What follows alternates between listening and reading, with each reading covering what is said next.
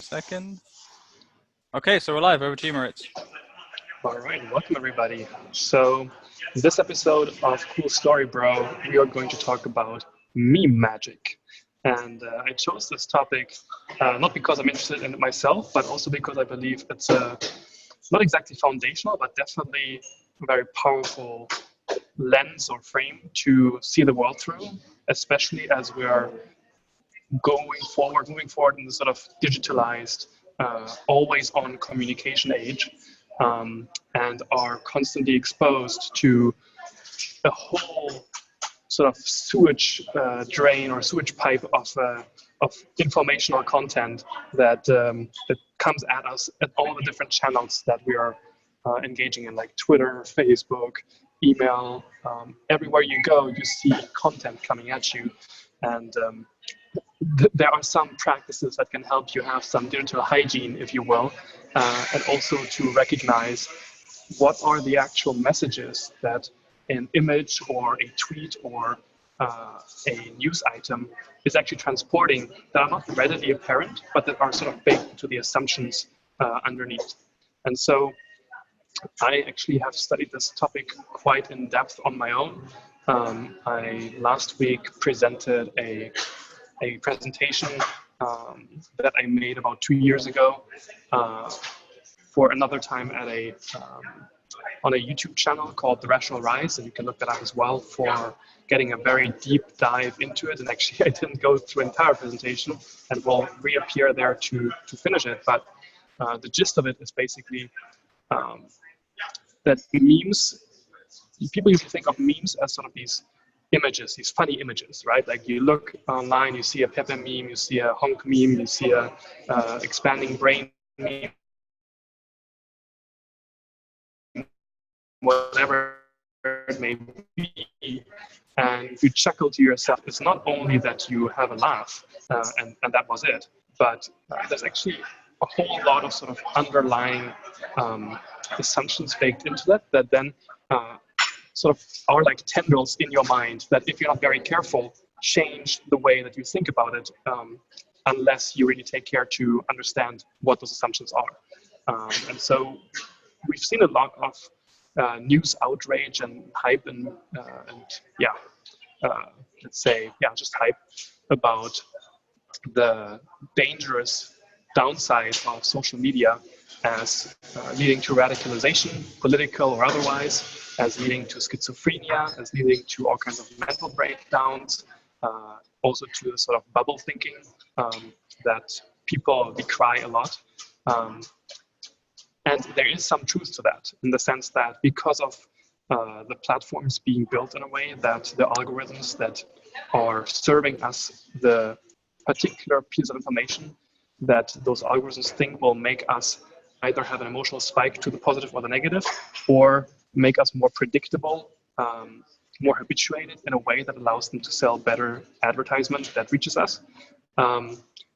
There's also there's a positive side to that as well, in the sense that for the first time we have a very systematic way that we can structure the informational environment that is surrounding us, and making those tools work for us so that they help surface information that we would like to know about, and then basically have them do the job of the outreach, so to speak, and just us have to do the calibration of what kind of information we want to get. So in my own life, I've built up over the years a pretty extensive network of people like yourself, for example, Michael, and then all the people that have come from this mastermind, and many others in science, technology, philosophy, religion, etc. And through that extended network, which I'm primarily connected to through these social media sites, I'm constantly getting surfaced interesting and stimulating information that is not only sort of giving me this novelty spike that gives us this dopamine hit that we all crave, but also actually ends up being a valuable resource and asset for me to deploy in my professional life, and also to accelerate my own learning process. And so one last thing I want to mention before we get to the conversation, which is that the downside of having this information so readily available to us and at so low cost is that we have the danger of sort of craving this constant stimulation, which can be dangerous because it can cut away our capacity to focus. And it can sort of lead to this drive to always want to have the new thing rather than the important or the valuable thing. And so one trend that I've been seeing in watching the landscape, the media landscape, and how people are organizing themselves within it, is that some people are responding to this hyperstimulation with a different strategy, which is called, that I call hyper meaningfulness, in the sense that they're upgrading their internal values and their internal sort of process for assigning meaning to parts of their life or to pieces of information, and they raise the standard for what they find important, and they radically escalate the sense of felt meaning in their life as a way to counter this constant temptation to look elsewhere for something stimulating. And so the task, I think, for people who are primarily working in the social web, in the internet, or just with knowledge in general, is to figure out a way that you can align your way of working with the most fundamental drives and values and ultimate concerns that you have, so that you can always trace back, why am I doing this particular activity right now? Oh yes, it was because of this thing, which is actually something I'm doing because I care about this. Because if you don't have that sort of chain of importance linked there, you very easily end up being just another NPC in somebody else's bot army. And so you want to be the one writing your story rather than the one playing out the script that somebody else wrote for you. So that sort of is the entry point I want to start off with, and we can take it from here wherever you guys want to. Cool, thanks Moritz. Yeah, so this is funny, like we can get into maybe the power of memes as well a bit, and how you design or write them and spread them. But I think the way I kind of think of it is like a mind virus. So it's like Terence McKenna said, a meme is like the smallest unit of an idea, and you're basically seeding that into other people's consciousness, or planting an idea, and then from then it just kind of grows and grows in the web, because the web is so connected, everyone's so connected, it kind of spirals, and these things can go viral, especially if they're funny or kind of relevant. And we've seen kind of politics being used as sort of playground, people just taking the piss out of politicians and making it funny because no one really takes them seriously anymore. And so it's interesting how like millennials have really picked up on this. And if you go onto 4chan, or if you go onto even Facebook, like my little brother, he basically looks at memes for hours a day. I don't know, like I don't know what else he does, but he seems to be always looking at memes and getting a lot of comedy value out of it. Almost like it's very disarming. So it's like they say, picture paints 1,000 words, but when you add comedy to it, or that sort of layer of novelty, it seems to kind of penetrate deeper, and it's also disarming. So it kind of gets past that maybe conscious rejection. Like if you were to take the piss out of a politician with words, there might be some resistance to it. But if you just post up a funny meme of Hillary Clinton or something and Trump, like instantly, that reaches a whole new layer of like, reaching into people's minds and planting an idea of maybe how incompetent politicians are and things like that. So I found it quite interesting just to go on 4chan and other sort of sites, just to see how maybe more millennials are engaging with this kind of this type of media or type of content. And I personally, like, I don't write many memes myself. Like I share some that I find funny. Like I see you share a lot, Moritz, so I share some of those.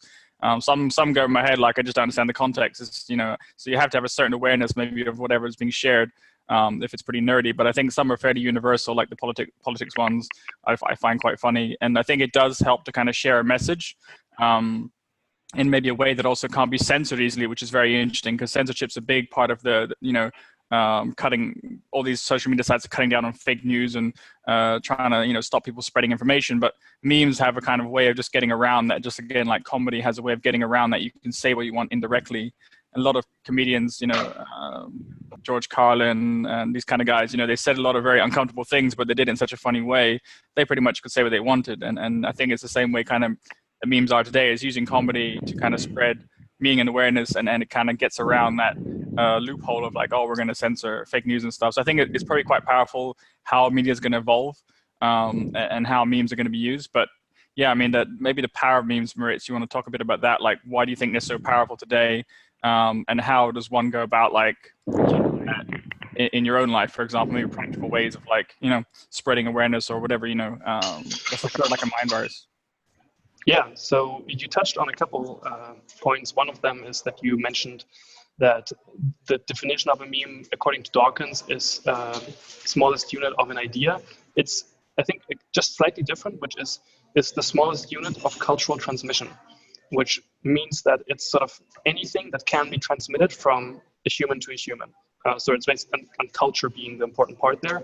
And the way that memes spreads is sort of in this virus-like fashion, but on the informational sphere. Like if you think about what a gene is basically a pattern of organizing base pairs of acids in such a way that the DNA structure gives rise to a phenotype that is adaptive enough to the local environment that it can then replicate itself again through passing on its DNA to the next generation by pairing off. So that's sort of the way that DNA works, and that's a gene or genetic replication. And mimetic replication is the same way, but instead of base pairs of acids combining into a helix, whatever, it's basically we are the sex organs of these ideas. So when you share a meme, you're basically making idea sex happen. And so if you're not careful, you will inadvertently spread messages that might even run counter to your own held beliefs. And this is actually something that Trump knew incredibly well. Like he used this media need for attention, which is basically the business model of all online news outlets at this point, pay as like selling advertisement, and gave them a story they could not ignore. And by doing that, he basically spread his memes, his ideas, his campaign, his promises to as broad a set of society or subset of society as possible, and made him the most interesting story on the internet and just in general. And then through that was able to like get the attention and then also the actual commitment of people who agreed with him. So that's one thing. The other thing that you mentioned is that some of the memes you don't understand that I share, and that's a great point as well, because basically memes are not only something that you do to convince people that of a message that you agree with, but also as a way to coordinate with other people that you are already sharing a group with. So actually the title of the presentation that I created is called Decentralized Culture, Memes as Group Coordination Mechanisms. And so if you see a meme that you don't get, the likelihood that this is because this is coming out of an incredibly rich symbolic culture online is very high. That is very specific.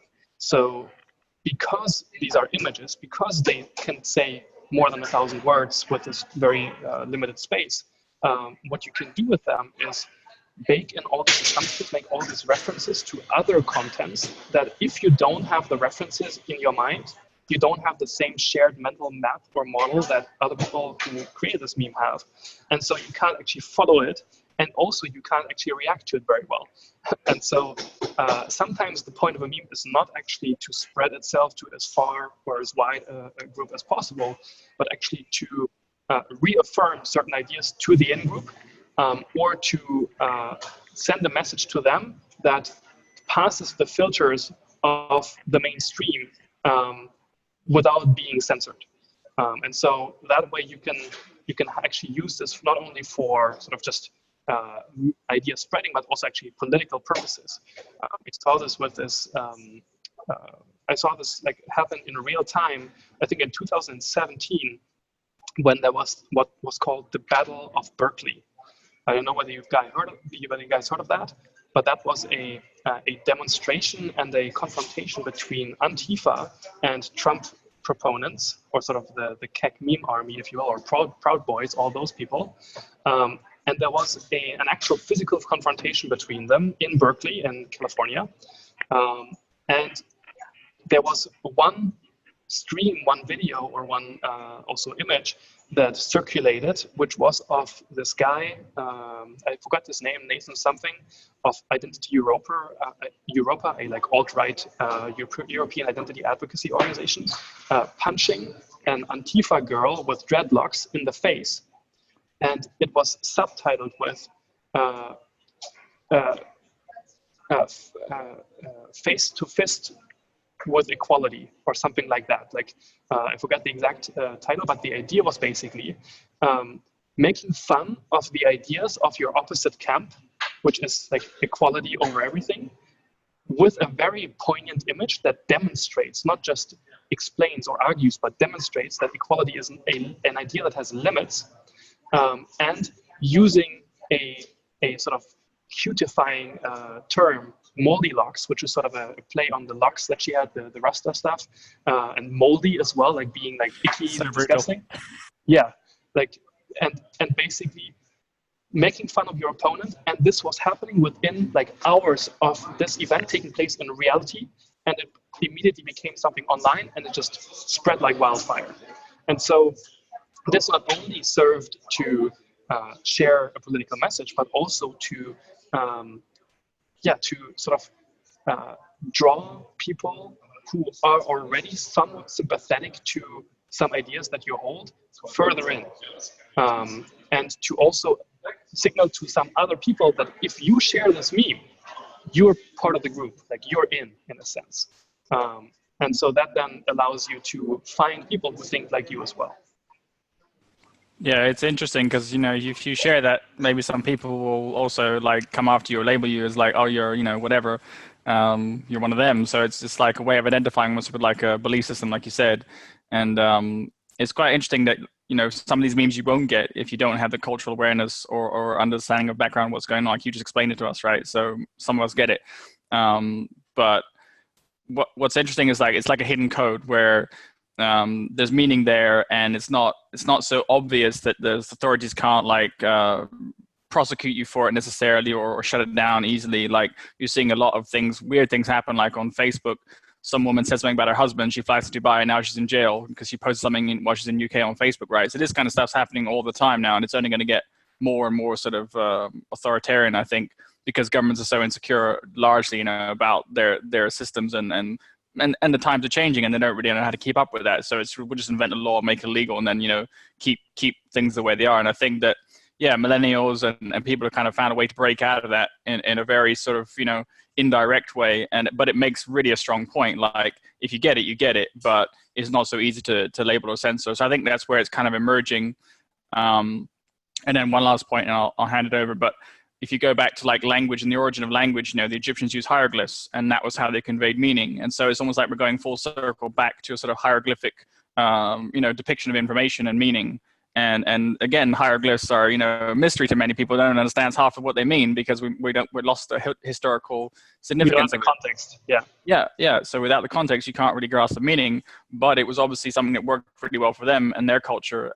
You know, and then we went into words, and I've talked recently about how words kind of flatten reality a bit because there's a limit to what you can even say with words. And I think when you strip away words and maybe just use 2 or 3 or 4 words combined with an image, like you just kind of described, that combination is quite powerful because you know, you're really taking the visual cues which people can then combine with, you know, a little statement, and then, you know, they can kind of get the meaning behind that. So it's kind of like a kind of a mix between hieroglyphics and normal word-based language when you see these memes.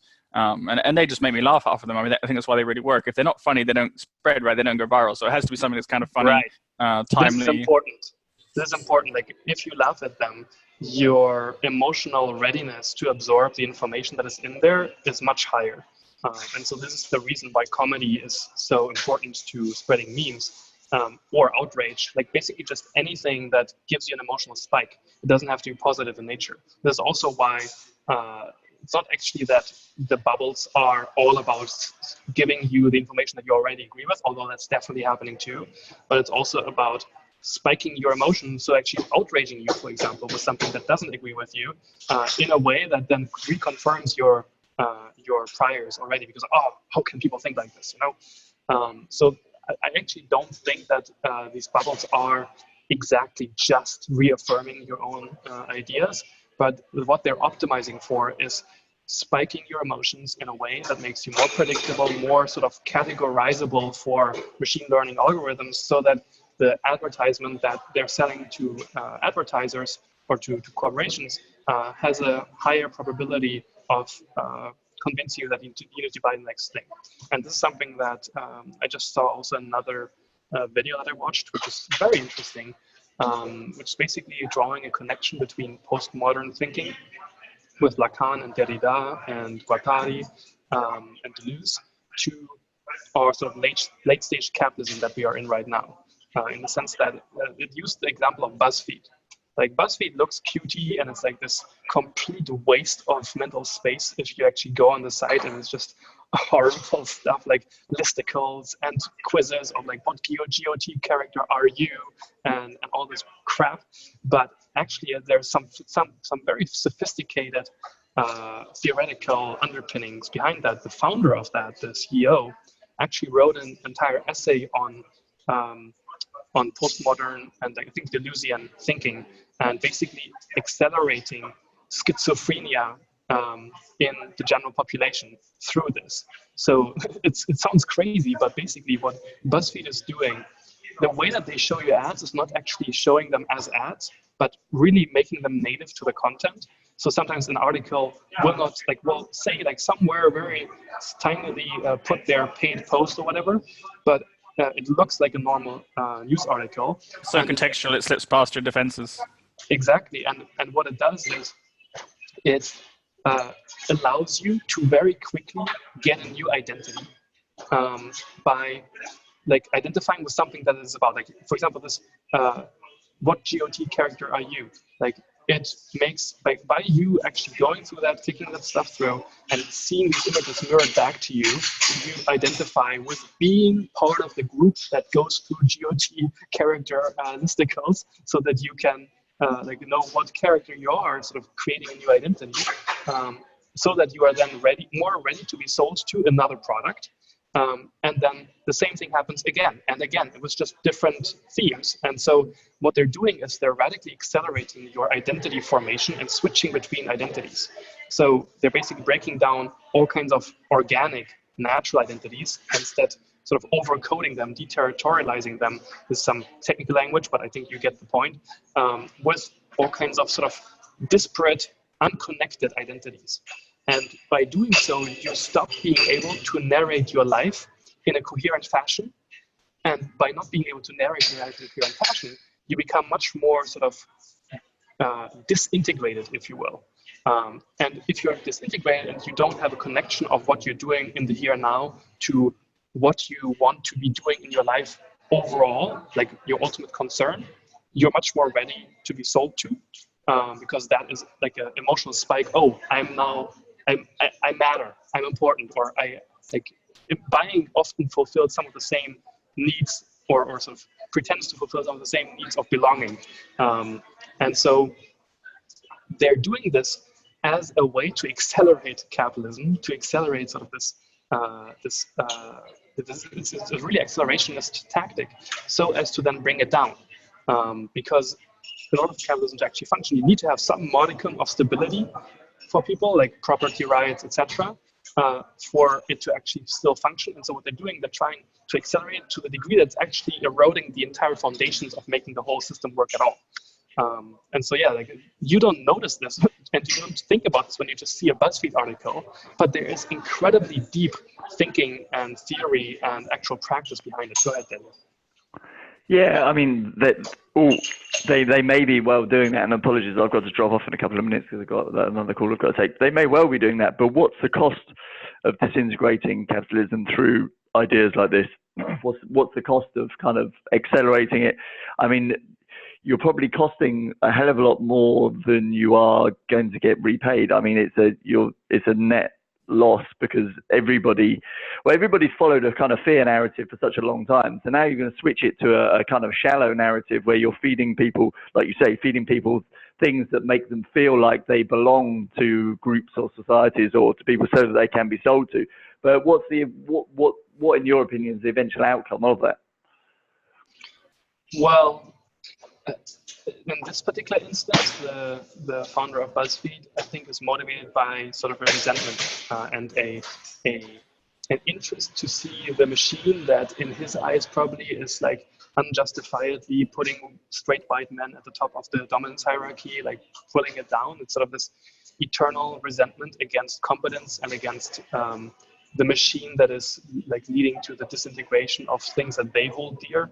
And it's sort of this, in some instances, I would even call it anti-European identity or anti-white male type thing, because in order to understand sort of the political and I would say ideological climate or cultural climate that has given rise to this type of stuff, you need to understand what happened when the Soviet Union collapsed and how the political left failed to make the transition from a communist economic plan or philosophy that was their alternative to capitalism to a sort of commons-based economic plan or philosophy. And instead, they just accepted the neoliberal consensus of the time and transferred their ideological fervor and sort of force to the cultural sphere, and basically replacing the rich versus poor dynamic, or sort of bourgeoisie against proletariat dynamic, with the oppressor, oppressed, or victim, oppressor or victim dynamic, sort of generalizing it and taking it from the economic sphere to the political or just in general societal sphere. And so as a consequence, their whole game now is not to rile up only the poor against the rich, but instead to give every single person a reason to identify as a victim against people who are competent, against people who don't identify as a victim, and that way rally people around the sort of common cause of bringing down people that are like higher in some way on some kind of hierarchy. So I think that's the kind of flatten that curve. Yeah, my opinion of that is that there's too many casualties in a psychological war like that, and the people that suffer are generally the kind of proletarians and their further generations down from them, because each further generation of proles, to use that term, would be somewhat dumbed down from the previous one. You can see it happening already. I mean, that doesn't matter to them. Like they're not concerned with like how do we have everybody like have the best life, or how can we like get this ship to sort of come down gently, but they're concerned with accelerating the demise. And it doesn't matter what the casualties are of that. It's just getting this damn system to grind to a halt, basically. And so whatever tools they can use to do that, that's what they'll do. Interesting thoughts. I've got to drop off because I've got another call, but I'll be back in about 15 minutes. So sounds good. Cool. No worries, Dan. Mute myself for now. All right. Cheers.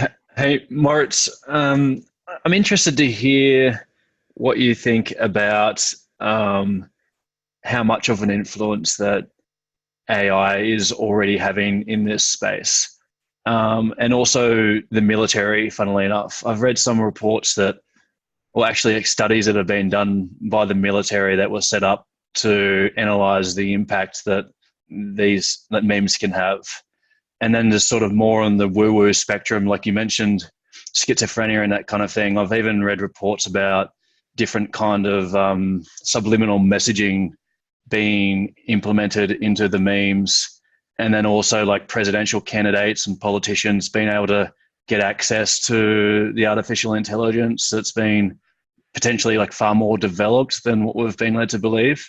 So I just wanted to sort of get your perspective on just kind of maybe how it's being gained, how machine learning or AI has been implemented in this space, and kind of the context around just how widespread the messaging or the cultural shaping can be done through this. Right. In order to get into that, I need to sort of build up a bit of context first, which is the way that I think about agency. And so to me, agency is a very fundamental, critical part of thinking about sort of human action. And it actually is also connected to the holochain type work that I do, which is also sort of an agent-centric technology, but that's sort of beside the point for now. And notice that I'm not saying free will, I'm saying agency. as in the notion of maximizing future freedom of action, which is something that all life does. And if you want to take a sort of a reductionistic approach to it, would be to maximize entropy in the environment of the organism, and basically for life on Earth to optimally disperse the energy that the sun is hitting us with. But that's sort of going far too deep. But the point of that is agency to me exists at all levels of life. So for example, your cells in your body have agency. They're optimizing their own survival, but they're also banding together with other cells into larger units that then exhibit sort of supracell agency in the sense of sort of organs. And then those also band together and they form a body. So your body doesn't have one central cell that tells every other cell what to do, but your body is a whole agglomeration of many different cells doing many different tasks, but operating as a whole that functions well. And so that's where your agency comes from, in a sense, having all these things cooperate well and existing in stable configurations. And so I take the same analogy or the same way of thinking about it, and I extend that upwards with humans taking the place of cells sort of as the fundamental units, and then entering into stable configurations with other humans into sort of larger bodies or social organisms, as I call them. And so that's the way that I think about agency. The reason I bring that up is because in order to think about what it takes for these messages to be created and for us to use these social media tools, basically what those tools do is they can extend agency.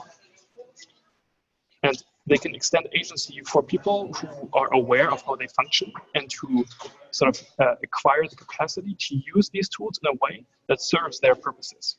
And so if you look at Facebook, the primary agency that's being extended is that of the people who run Facebook and the people who have learned to use the tools that Facebook gives you well. And so the algorithms that Facebook uses, or whatever other social media are out there, they're incredibly powerful in that they can allow you to extend your preferences for what information you want to hit you, who you want to get in touch with, etc., further than you yourself would be able to sort of just manually click through the directory or manually find posts, whatever. And so the problem, though, that we are at currently is that these platforms are owned and operated by particular companies that have their own agendas and that are also in bed with the surveillance state, and that sort of give rise to this phenomenon that we call surveillance capitalism, which is basically this model of operating an entire economy and society of basically having people join a particular data infrastructure, giving up their privacy and sharing most or all of their data with the central body that can then draw on that data to, influence the people that are in this platform, to change their preferences, to cut down contenders that are gaining too much agency too quickly and that are against the existing infrastructure. And so that's sort of the way I think about agency and the way that these social media things operate in the interest of some people. Now, what you just talked about with how these artificial intelligence or machine learning algorithms, who they serve and who gets access to them and how they operate, I think that it's just nearly too damn hard for any normal person to do that well, because most people don't actually look into this stuff deeply enough to understand what forces are at play in their life and in these environments that they're operating in. Some people like us, people who have existing agency and who are careful about what they do and how they assemble sort of their tools around them, they can operate well and sort of have this digital hygiene to be somewhat immune to being manipulated. Nobody is perfectly immune. Nobody's always completely acting from within their own core. But if you have a fundamentally sound methodology, you can stop the effects of that manipulation reaching really deep. And so does that sort of answer your question, or were you looking for something more specific there? No, I wasn't necessarily looking for anything. I was just kind of, meandering around some of the different ways that this can be used and implemented, for both good and bad, and agency is like a beautiful way to think about it. I've got my own thoughts on this, also related to holochain and unenclosable carriers and journalism, Yes. and this kind of thing as well. One thing that's really interesting to me is the ability to invoke certain emotions and this emotional impact that you're talking about, like whether that can be harnessed for good, like in an upward spiral, or whether that can be used for nasty purposes. So like being able to have machines target individuals, or just in general, like with memes, be able to learn about how to get a specific emotional reaction, and then that can kind of fuel the direction of the meme, or kind of help predict an outcome, or kind of push things in a certain direction. And you're touching on something that I forgot to mention, which I wanted to, which is basically, if you think about communications media and how costly and difficult to operate they were in the past, and how easy they are to operate, and how cheap they are to use right now, then you can track the increase of sort of noise in the environment with the very quick distribution downwards of the capacity to reach a lot of people, from what used to be just the domain of aristocracy or sort of industrialists down to the individual now. So because we have the cost of communication come down so rapidly and so cheap, like to such a low degree, we are struggling to keep up with erecting the proper habits in the individual and the proper norms and the proper sort of boundaries between things to reshuffle it and make it into a stable configuration again. So we're currently going through sort of this Wild West meme war, if you will. And what you touched on with sort of governments and intelligence agencies having also studied this, exactly, like they have practiced this for centuries, for millennia. Like this is also what lots of religions have known for a long time, and what priests have used as well, but never has the cost of distributing that message and creating the content been so low. And so PSYOPs are a beautiful example of government agencies making use of the existing and available communications media of the day to influence broad masses of people, such that it swings elections or changes public mood, so that it supports the political ends of the actors that are engaging in these PSYOPs. And so one of the reasons why we have this incredible barrage of information to us is that we exist in democracies. And democracies have this pretense that everybody needs to be part of every decision, or needs to be sort of included in the conversation about everything. And so this is something that was invented pretty much during the Renaissance and the Enlightenment, and where this idea of the public space for the first time came about. Before then, the idea of the public space never existed. It was just sort of the domain of the aristocrats, or the people who actually have agency in society and have dependence on them. So the public space was what happened when intellectuals for the first time on the European continent were able to converse across country and sort of regional distances, and actually engage in intellectual dialogue that spanned all these different areas, and generated a new identity as a public intellectual. So if people can see themselves as being part of the type of people that converses and corresponds with all kinds of people, you get this new way of thinking of, we are sort of the new priest class that is setting the tone of a conversation around politics, and that then everybody who wants to participate in political processes needs to be aware of all of that conversation, so that they can actually meaningfully participate.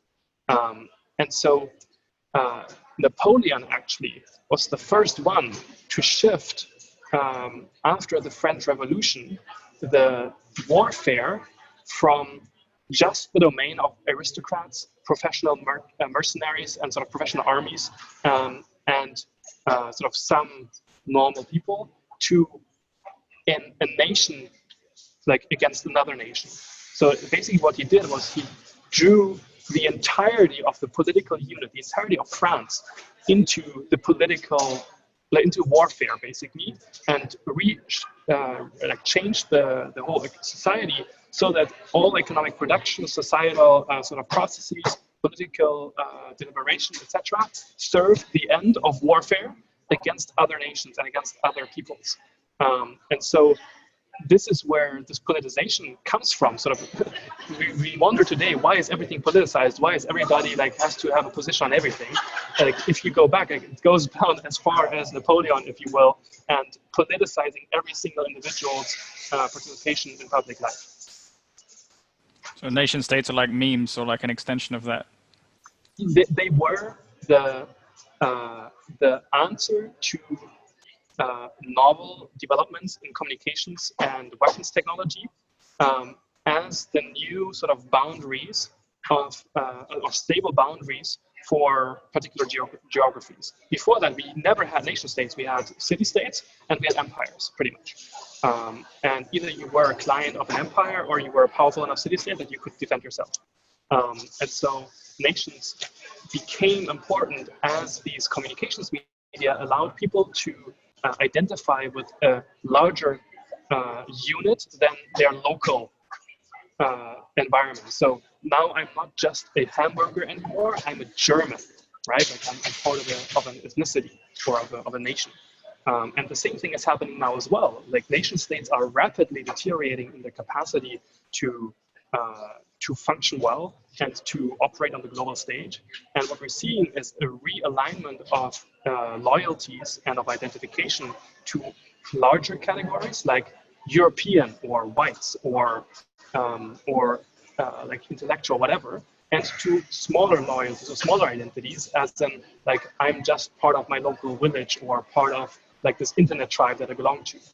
And so the reason why nation states were sort of what came about or were why we also are now in this incredibly chaotic information environment is because warfare was transferred from the primarily territorial and geographical domain of actual armies marching around, which wasn't possible anymore because of the advent of atomic or nuclear weapons, which basically made full-scale land wars too costly to actually engage in or too risky, and transferred that energy to sort of guerrilla warfare and information warfare and economic warfare. And so that's sort of the transfer of material conflict into immaterial or informational conflict, and undermining another polity through means other than violence, and instead sort of through psychological violence. And the whole information environment that we're in is dense with all these political actors, be it states, agencies, and all kinds of other sort of fourth generation warfare actors, and all engaging in warfare for their own ends and against other groups. And actually, where we're at right now is that the Peace of Westphalia, which inaugurated the sort of this conception of warfare as only belonging to the domain of states, only something that states engage in, because states are responsible for the organizations within their boundaries. That is now over. The Peace of Westphalia is dead. And it pretty much died with Russia aggressing against Ukraine and demonstrating that even the threat of nuclear weapons is not anymore enough to keep that sort of pretense up. And now we're seeing this, like all this populism that you see all over Europe and the Western world is another, what can be thought of as another emerging phenomenon of reshuffling of loyalty from peoples to their states, to their elites, to like the sort of the strong man, the Trump, the Mussolini, the Hitler, the not really May, but like so the people that are giving the people a voice against the existing elites, and allowing them to basically try to break down the existing structures of organizing society, which is a very dangerous thing, but it is also a necessary thing because the way that we've been organizing society now for the past century or so it has been pretty extractive, pretty deteriorating, like all kinds of stuff like education, the environment, the economy, etc. And so it's overdue. It's just that it'll be very difficult to, or very, chaotic going forward. Yeah, I got to say one thing. I have hand over to Nick, and it's interesting what you said about nation states, how they evolved. Actually, the self-organizing was around language, so it was around shared ability to communicate, and that's exactly what memes are in a way of like it's an evolution of how we cooperate and identify and communicate. And it's a little bit more subtle because it goes across borders, goes across language barriers and things like that. So I think that's quite interesting. The nation state sort of democracy, that sort of ideal has been kind of propagated through education, through indoctrination, through voting to make you buy in, to believe that this thing is real, and it kind of perpetuates it. Enough people believe it's real, enough people vote and pay taxes, then that system, it keeps going. And what's breaking down is people are not identifying with that because it doesn't really serve them. And I think with things like memes, it's really showing them where those ideals are very flawed. So, people can see that there's all kinds of interests within the US, for example, and they're all involved and kind of in government, and different agendas are running, and none of them really to necessarily serve the average public person, right? So you see the military running off with trillions, you see the media doing their thing, you see big pharma doing their thing. They're all just kind of like parasites in a way on the back of the public, and because you pay taxes and you kind of perpetuate that, when someone starts to explain this to you, like, oh shit, this is not what I thought it was. This is not the great American flag, the great American dream. All these ideals that have been around for so long are just kind of shattering. And it's it's a natural evolution that people wake up a little bit. It's just like when Bibles were starting to be distributed and people could read it for themselves and realize the church was lying to them for thousands of years, and it was like, oh shit, this whole thing, everything changed. The church lost all their power and control. And I think that what's interesting, I want to get back to what Nick said as well about the AI and machine learning, is like how these power structures evolve to maintain control, because they're always seeing these things fracture, and in a way, what they do is they kind of seed alternative movements to make them look like organic political grassroots things, but they just crop them and then they just shut it down, and then it steers back into the agenda they want anyways. So I think that's really key to kind of understand is where that's happening now. If you are giving up your agency because you think, oh, this movement's really cool, or this idea is really cool, but actually it's just someone running a game on you, then again it's just the same kind of thing repeats. You cut the head off the Hydra and then you have two more heads. And I think you see it a lot with the alt-right and alt-left and all kinds of organic political grassroots movement, is that it's not really organic at all, and it's just a way of kind of diffusing the tension maybe, and kind of leading people down a road where they can then later be kind of co-opted. So personally, I doubt Edward Snowden, Julian Assange, a lot of these sort of so-called organic dissidents, I really don't know. I have no idea if they're actually legitimate, or if they're just kind of a way of siphoning off energy and intelligence to a certain movement, and then that kind of dissipates somehow. So yeah, I think I have to be super careful about this stuff, and I don't really know. I haven't really maybe done as much research as Nick on like the AI and machine learning, where that's going. But I think coming back to like Facebook and the social networks and how their background is from the intelligence agencies, like they funded a lot of this stuff. Facebook, Google have links back to the CIA, and that's kind of pretty much proven. CIA has like a whole VC kind of fund model where they go in and they invest in these networks, and obviously they maintain a lot of control. They get the data out of it. They can kind of see how ideas are evolving, how things like memes are driving these things, and they can really analyze it, and they can almost predict when a political uprising is going to happen, like the Arab Spring and things like that, just based on traffic and things like that. And now obviously with WhatsApp being bought into Facebook, they have just a whole another network of data to kind of corroborate and see where things are going. So they can almost predict. It's like a predictive intelligence that gives them an edge on where things are going, and then they can create something to kind of like a story or a movement that just kind of co-opts that. So it's like they're always one step ahead of you, and that's where AI machine learning is quite terrifying in a way. Like if you really can have information no one else has access to at such an aggregate scale, you can just see exactly where things are going. You can just create like an organic movement for this, energy for that energy. We see it coming a mile off before the average person knows. They're just being sucked off into another sort of drama or another sort of another mirage, another illusion. So that's, I think, the kind of game we're in with technology now, is that this stuff is happening have so much access to data, and they can almost see ahead of where it's going to go, that they can really predict, and they can really counteract some of that fracturing that's going to happen with power structures.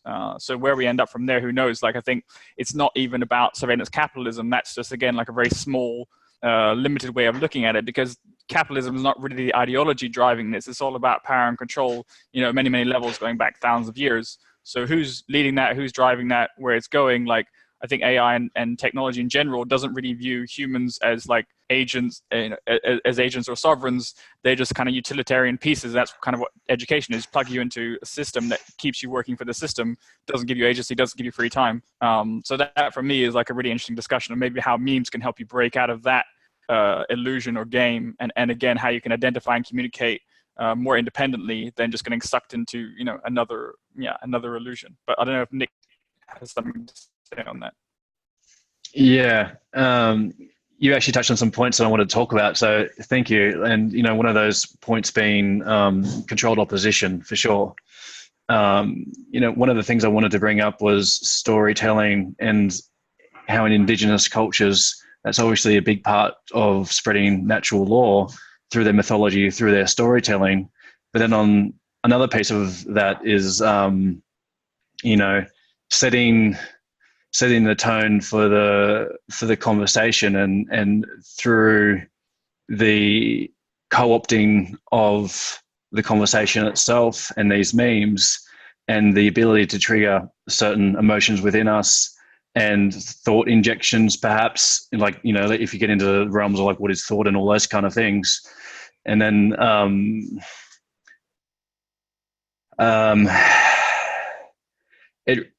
there really comes a need to sort of really get into agency and that fractal sovereignty of tuning into yourself, of what's real, and being able to trust and learn from your own experience and wisdom and intuition, because sort of swarming through the big swath of memes and stories that are being told to us, it's very easy to get caught up in other people's agendas.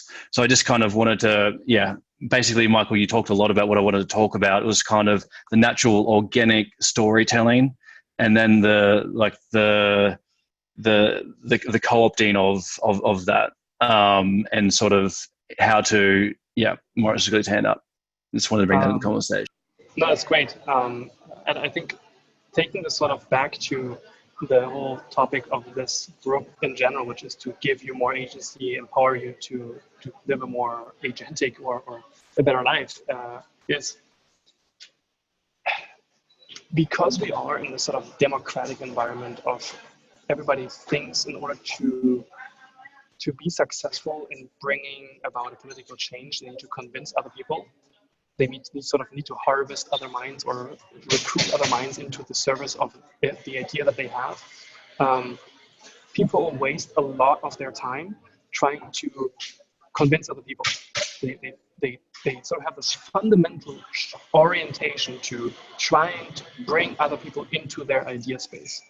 And so that can be a huge waste of time, because the way that you, I think, have a more effective, or operate more effectively in the world, is to instead build up first internal capacity, like fundamentally become able to operate yourself, your body, your mind, your soul, in a sense, and to then gradually from there, once that is relatively stable and relatively functional, extend capacity outwards slowly by entering into strong bonds with other people that you think have similar or sort of fundamentally sound process as well. It doesn't really need to be the same goals specifically or the same values entirely, but more that they actually have integrity, whatever that means in their sort of value structure, but they have a fundamentally sound process of operating, being in the world in a sense. And from there, you can then enter into this dialogue and actually help each other articulate what constitutes a valuable use of your time. And then to also build up the infrastructure, the tools, the ideas, the economic flows that will reach you by doing so, just like we are doing in this group. Like we come from many different backgrounds. I'm not a martial artist, but Ollie is. Like Lynn has experience with martial arts, and I don't know whether Nick has it. Michael has the cryptocurrency and probably knows more about it than I do, perhaps. So like we have all different backgrounds and all different particular manifestations of our interests or of the way that we show up in the world. But I think what all of us at least are aspiring to if not have already attained, is operating the world in a fundamentally sound way and having agency and sort of creating more agency both in ourselves and in other people that also want to do that. And so that, I think, is one of the things that Jordan Peterson, when he talked about like how to start out, got sort of right, which is clean up your room first. It just shouldn't stay there, you know, like that can also become a trap, and engaging in sort of masturbatory self-improvement bullshit, where you then just read self-improvement books, you consume self-improvement porn on Instagram, and you just sort of consume again. And you're fundamentally missing the point of doing things, like actually going about and doing a project, going about and extending your capacity. And instead, it sort of shows up, especially the sort of whole mindfulness revolution that we're seeing as a response to the meaning crisis, is a lot of sort of just basic anxiety mitigation. Like, it's not actually doing much other than allowing you to calm down enough from all the anxiety that your environment engineers in you, because you don't have fundamentally sound digital hygiene or information hygiene or just people hygiene, like being around other people.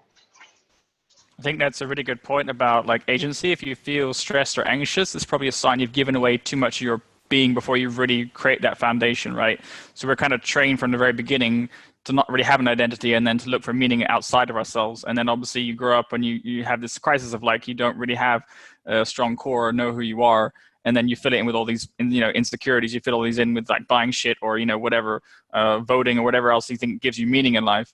And once you kind of get past that and you have a strong foundation, and you can choose what to give of yourself. And if you have an abundance and a surplus, you can give without maybe feeling like you're running out in a deficit. And I think this is also a really important point about spreading memes or messages in general, is that people, like you said, it wastes a lot of energy trying to convince people of their ideas and belief systems and needing that to like legitimize or validate what they believe, because they don't have a strong core.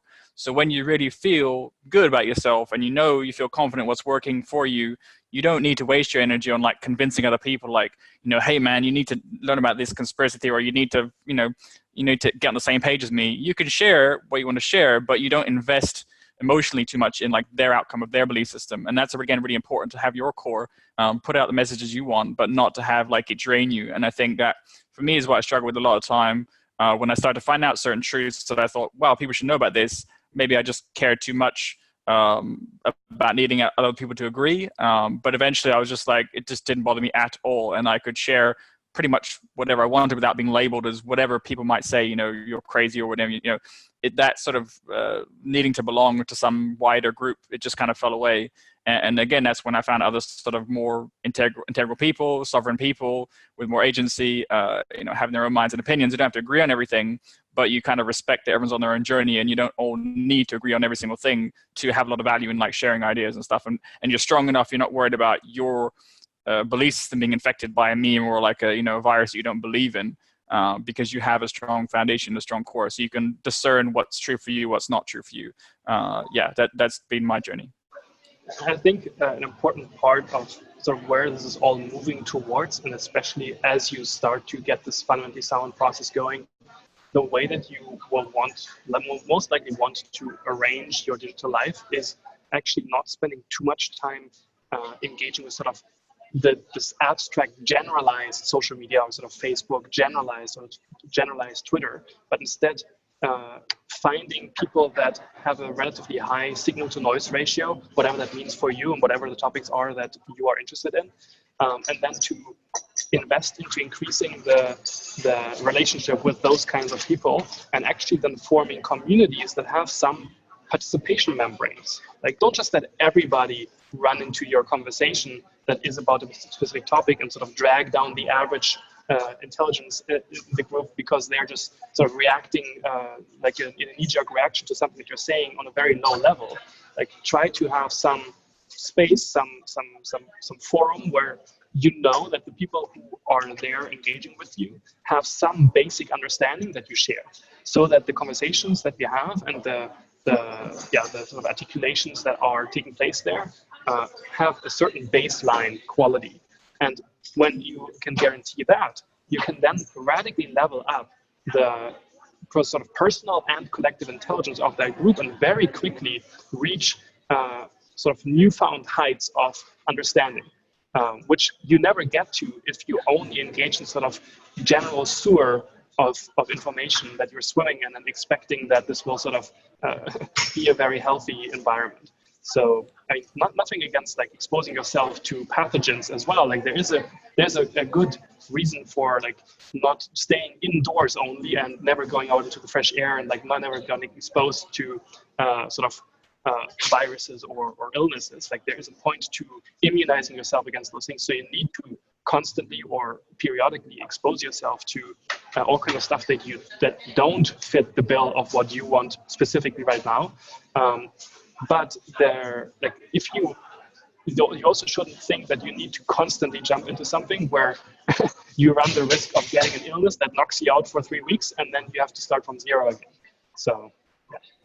In the context of memes then, like, and messages, I think, yeah, it's that balance of like not being stuck in an echo chamber, so you can not, restrict new information coming in and learning new things. But at the same time, like you said, if you're going to have a conversation or a group, you want to make sure the lowest common denominator is not so low it drags down the average intelligence or what you can reach in a conversation.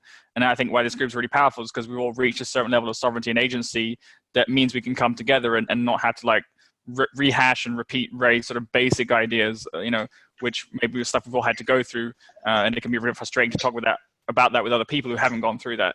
So, right. And I don't know whether you've noticed, but I feel like the conversations we've been having now the last couple of times have a radically higher quality than the very first couple ones. Like, because we're building up an understanding of who the other people are in this collection, what their sort of backgrounds and frames of mind are, and we've already invested a lot of time into building up even more shared models through all the conversations we've had on the different topics. And now that is sort of a given, we can rely on that. The conversations we do tend to have can sort of bring even more concentrated, dense information into play because we don't have to spend time on getting everybody up to speed to a certain level. So, and this is the same dynamic that happens with memes. So like text and sort of very long information content, like that is very like line per line, like a very long information stuff is a very sort of high resolution, differentiated information content. So like a PDF or a book or whatever, like it's a long argument with many different subplots and many different sort of sub arguments, and you can really go through and really go into the depth of all this stuff. A meme is the exact opposite of the spectrum. It's condensing a lot of stuff into an implicit form that communicates stuff. And we already talked about this at the beginning of the conversation. But knowing that these two extremes exist and they are part of a spectrum allows you to then sort of move dynamically up and down and practice condensing what you find in very articulated form into something very pithy, or then also expanding something very small, very pithy into something that's strongly articulated. And that's the whole basis of intelligence, basically being able to increase legibility and to decrease legibility at will. Yeah, I think condensing information, it takes a lot of intelligence. I'm going to hand over to Ollie because he's got his hand up. But what you said about condensing information into memes, that actually requires a lot of intelligence to do in a way that conveys meaning, and people can write very verbosely, and the meaning gets lost. So it's like, I think people use words far too much and go on and on and on. And I write really long posts on Facebook sometimes. I probably lose a lot of people. But I'm curious how it's going to work if I, for example, try and condense some of that meaning into ways that kind of can condense that information, but it just kind of conveys it very quickly, very easily, and kind of maybe using humor or something to get that message across. It'd be interesting to see how that contrasts with how I normally share information. But yeah, I'll hand over to Ollie. Sorry, I'll interrupt you. I just want to say, so what you guys are basically saying is that Cool Story Bro is ready for some meme creation, because of our elevated level of consciousness. Exactly. Sia's got the best memes.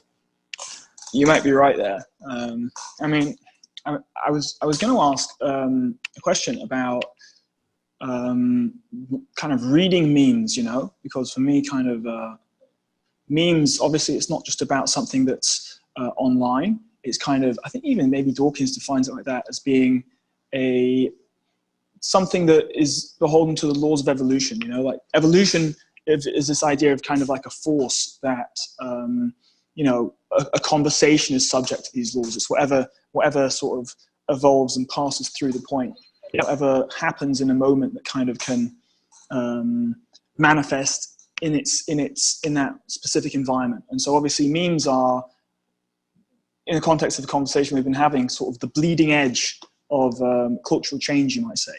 But then how do you read them? You know, how do you understand how to identify them without losing your sovereignty? And based on what you guys have been knocking back and forth a little bit in the last couple of minutes, maybe the answer is just having a greater sense of sovereignty in yourself. So you have you're less reactive and you have a stronger network in some kind of way. Otherwise, you know, how are you going to engage with memes? Or maybe the answer is more about how you can spot memes in daily life as sort of manifestations of sort of general cultural interaction, if that makes sense. So I was just wondering if you had any specific sort of tactics for that. Yeah. Because, you know, we can communicate so densely because we're building up memes in our conversation, for example. Sorry, go ahead. For sure. I think crucial thing to understand is that you probably won't be enough to understand all of the memes that you're engaging with on a daily basis. If you are anything like me in the sheer amount of information that's coming at you. So it makes sense to have a process for recruiting other people to help you with that task. And so this is where the importance of friends and sort of contacts online comes in, who have much deeper knowledge and understanding in particular spheres of activity, so that you can draw on their accumulated wisdom and understanding and awareness, especially, to help you evaluate and vet and do your due diligence of memes. And so for example, what I do, I have my Evernote account, which is basically sort of my personal second brain, I call it. Building a second brain is this course that I also took, which is basically where I save every single interesting piece of content I come across in my daily life. Like, it can be personal thoughts, it can be articles, it can be Facebook posts. Lots of Michael's posts are in my Evernote right now. And because I'm doing that, I'm constantly saving it, even without feeling the need to immediately classify it or organizing it or whatever. I have a personal wealth of information that I can draw upon when I need to create some information or some resource on a particular topic. And it is not only from one source, but it's from many different sources. So that's sort of the first step, having a way that you capture information, and then having a way of sort of evaluating that information, which can be just your own way, sort of summarizing it in the same note, or setting it into relationship with other pieces of information.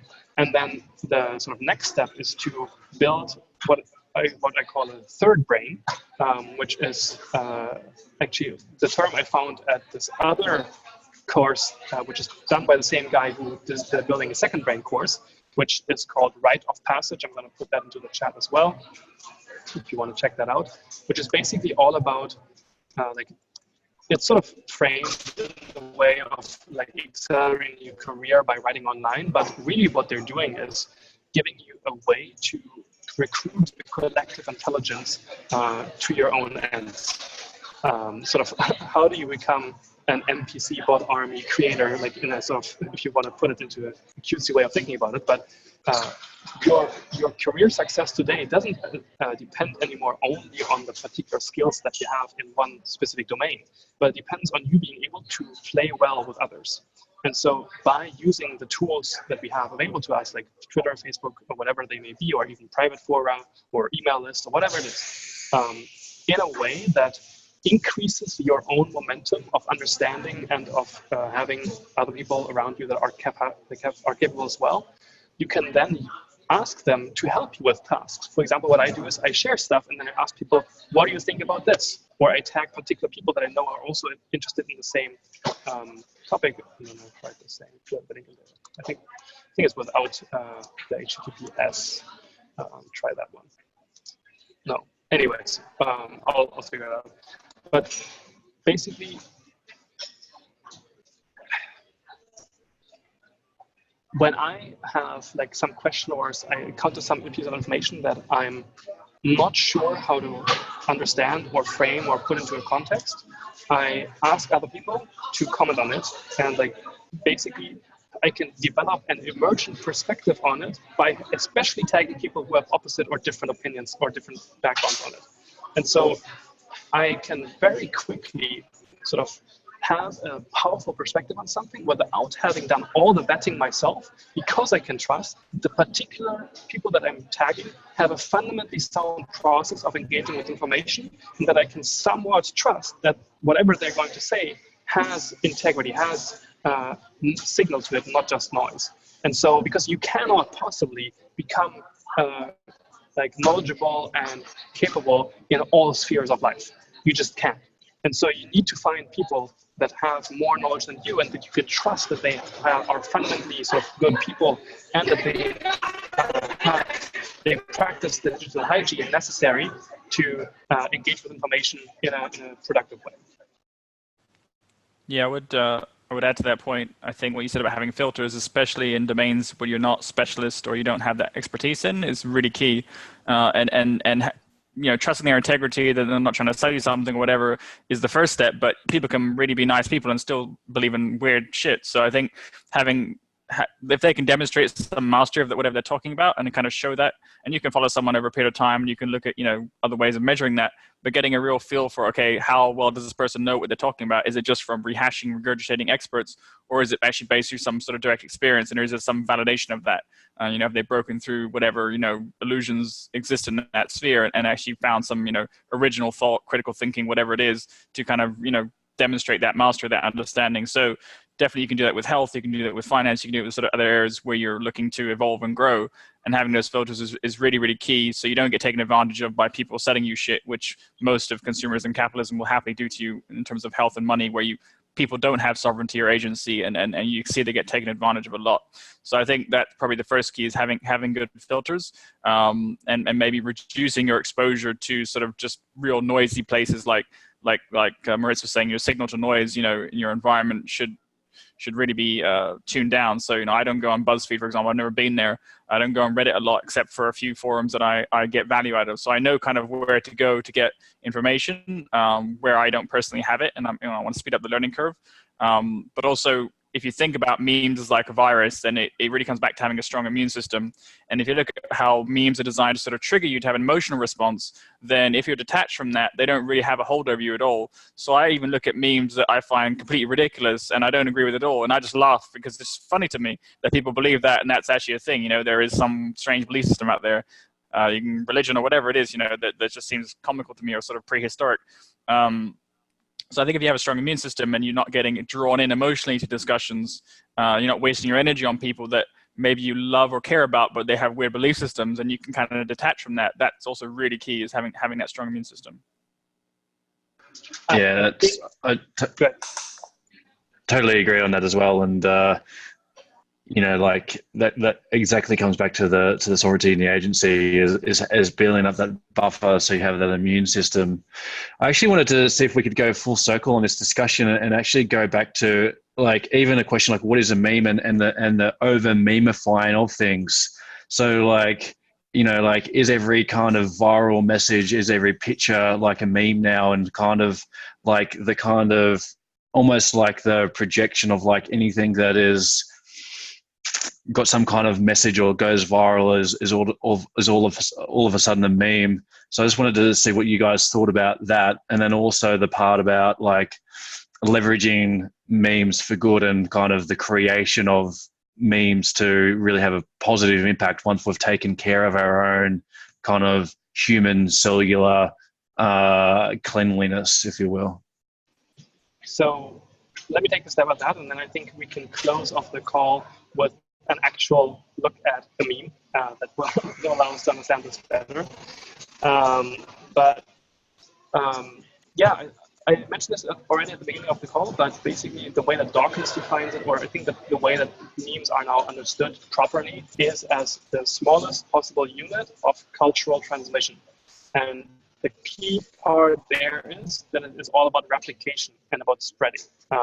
And so it's the same way with DNA or with genes, as in they are sustainable patterns, or not, they don't need to be sustainable, but they are patterns or sort of organisms, in a sense you could even say, that exist not exactly on the biological level, although that's definitely a substrate upon which they rest, but more on the informational level. Like I'll give you one more sort of piece of information to make sense of this. So us humans are the only species that we know of that has the capacity to engage in what is called third order attention.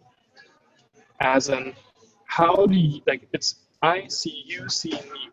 And that sort of mirroring going on, like me being able to share intention and attention with you, and us being able to attend to the same thing and recognize the other person, the other party is also doing that, allows us to have mimesis, which is learning through imitation. And that's the basic mechanism upon which memes rest. As in, it's the units that are getting transferred when we are imitating each other, or when we are seeing somebody do something and then taking that into ourselves.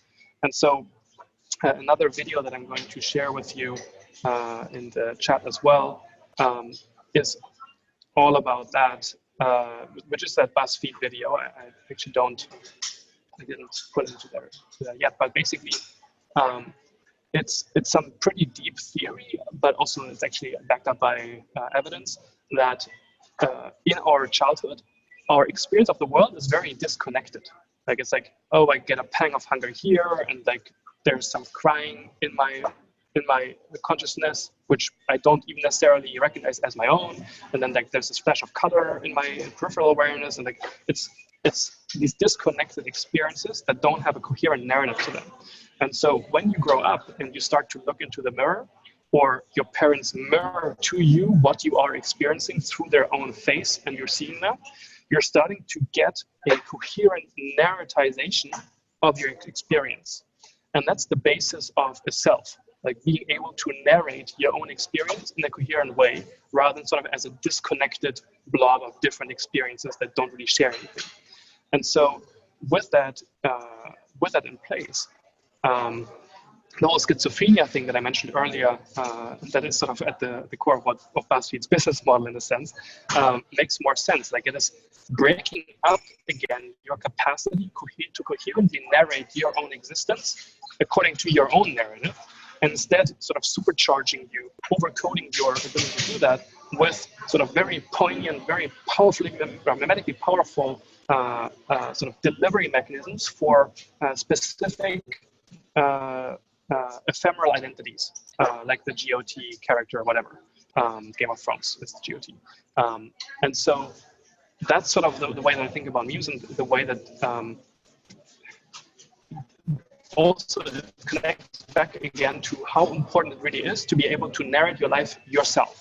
This again connects up also to how important it is to, for example, engage in meditation or reflection or contemplation or even journaling. Like I journal quite regularly, basically me telling to myself my own story about my own experience and recognizing patterns in it, so that I maintain my fundamental capacity to narrate my life coherently.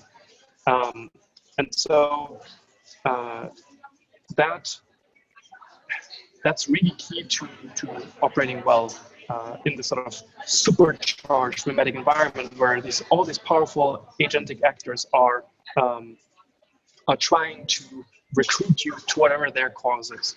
So I thought as sort of the last part of this call, we can take a look at a meme. And so I'm going to share my screen to the Safari, and I have here this meme. Do you all see it? Yep. Like, it's a bit small. I'm going to increase the resolution, but it's one of those expanding brain memes. And so you can read it, of course, but I'm going to read it out anyways. So the first image is, or first level is, expanding brain meme is funny, and that's the level that most people engage with memes on. And then you go one level deeper, which is expanding brain meme reminds us that overcoming our own cognitive limitations is necessary to achieve true insight. Okay, next level is True insight is achieved through careful, systematic reflection. Expanding brain meme provides an organizing scaffold for critical reflection on all subjects, and so expands our very capacity for reflective insight. Whoa, woke, man. Next level, expanding brain meme follows a traditional setup or punchline structure, which we've habituated to. We entertain elaborate variations of the meme or on the meme in anticipation of the dopamine release that follows a funny joke. And then sort of next to last one is memes exploit our habituated neurochemical tendencies to spread ideological propaganda and engineer received wisdom or common sense. Memetics are a frontline battle for hearts and minds of future generations. It is being fought today between kids on Tumblr and 4chan and the world's top intelligence agencies. And then the last frame is, and the internet is winning. Like, I don't know how true that is, but you can sort of see these different levels of resolution being shown within the meme itself. Like, usually the meme only has the top layer, that the one that's visible up here, but then like all these other parts are sort of implicit in it. And to sort of round it off with some other ones that are like less explicit, but also funny. What you see here, so on the left you see what women think guys want, and then on the right you see what guys actually want. And it's philosophy that can withstand suffering. And then this one, I love the classical art memes. There's a Facebook page if you want to sort of enjoy these more. And it reads, "Women are so hard to read," says the guy. On the left, the woman says, "Well, actually, we just want," and he cuts her off and says, "Such complex creatures." And she says, "We just so mysterious." So it's like, it really points to how these memes transport meaning. Like this meme especially, what it does is the way that it makes this joke is by taking a very solemn, what seems to be sort of very serene, very serious frame, which is an old classical art piece, and then overlays it with sort of current generation kids digital talk. Like this is just like, it's not exactly very contemporary necessarily, but there's all kinds of other ones where they make use of sort of regular youth culture on the internet. And so the juxtaposition really makes that joke funny, and then it transports all the meaning that is implicit in that language being used. Yeah, it's pretty good. I like the first one, especially memes within memes, or like different layers of fidelity to a meme. Right. Maybe this the last one. We'll see. This one is sort of, I won't go into all of the different pieces, but basically the joke is a coder talking to their graphics card, their GPU, and like telling it how lucky it is to be mining Bitcoin rather than working for like super difficult gaming simulation. And this is actually one that was created off me, because this presentation that I mentioned earlier that I made, I presented at a conference on Malta, at the COAX conference. And this is sort of a libertarian meme. Like one of the libertarian phrases is like physical removal after Hans-Hermann Hoppe. And so the top says, "By using memes, we can spread physical removal in a much more efficient way." And then below is actually Hans-Hermann Hoppe, the guy who sort of coined that term, physical removal. And he says, "Give that guy a helicopter." And helicopter is another sort of joke among sort of right libertarians of removing people physically from your polity, your covenant community, by putting them into a helicopter and dropping them onto like the ground from the air. So, yeah. Pretty niche, that one, yeah. Yeah, exactly. But again, it shows you these things can be very specific to the context that you're in, the community that you're in. Oh, and this one, this being the last one, really, this is also great. This is basically Paul Krugman and another fake economist talking about economics and demonstrating the idiocy of the use of GDP as a measurement of the economy's health by basically showing like, I'll pay you $20,000 to eat that pile of bullcrap. Deal. He eats it, and then he says to the other guy, I pay you $20,000 to eat that pile of bullcrap. He says, deal. Now they've both eaten shit, they're both feeling shitty, and they've increased the GDP of the country by $40,000, but not actually having done anything productive. So it's a great way of like exposing the idiocy of entire economic theory by using this very simple like 4-frame setup. Yeah, I like that one. That makes a lot of sense if you understand who these guys are as well, like the monetary theory and what they talk about. All right, I'm gonna stop sharing now. There's lots of memes we could go into, but I think we are reaching up until the halfway, the end point, and I'm looking forward to the next conversation. And if you guys want to discuss memes more, let's do that as well, and maybe share some memes into our chat as well. Awesome. Yeah, thanks, Moritz, for sharing. That was really fun. I enjoyed today. Yeah, thanks, Moritz. That was awesome. Nice. All right. Yeah, Have a good one, fantastic guys. stuff. Agreed. All right, Yeah, gents. it's very good. Catch you Thursday. It does Bye-bye. the same. Bye. Good seeing you all, guys. Peace out. Ciao. Bye.